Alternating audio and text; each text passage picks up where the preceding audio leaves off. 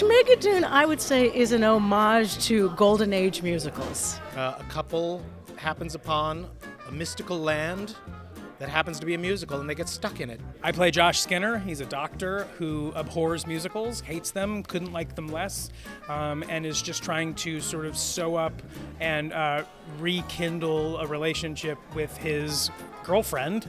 And I play Melissa Gimble, also a doctor, I know.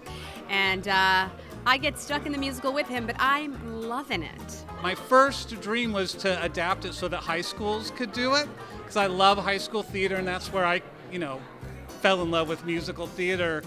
But then the fact that it's going to be at the Kennedy Center, of all places, and start its life there, I'm thrilled beyond belief. Cinco has such love for these Golden Age musicals, and you can hear it in all the music, and he's got all the styles beautifully. And it's also hysterically funny for those people who think they don't like musical theater. It's actually really freaking good. Yeah. Do you know, like, when South Park the musical came out, you were like, South Park the musical? And like, no.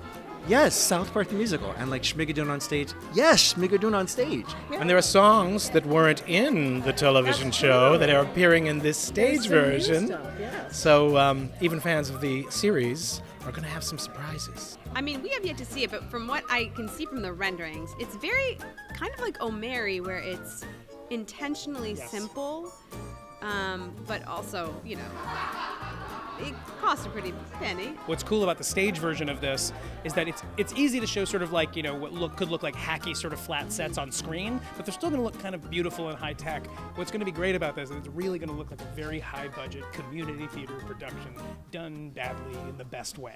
It's amazing to have the blueprint of the TV show.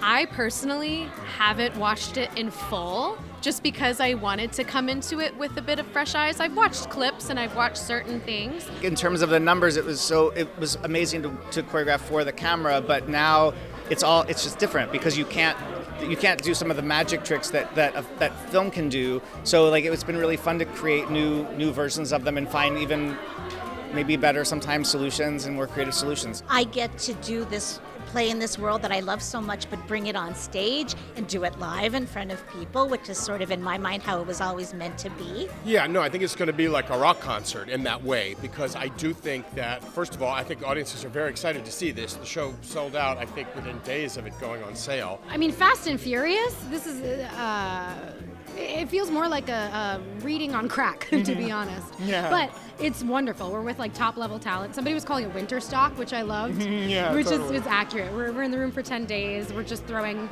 every idea we have out there, and it's a big old playroom.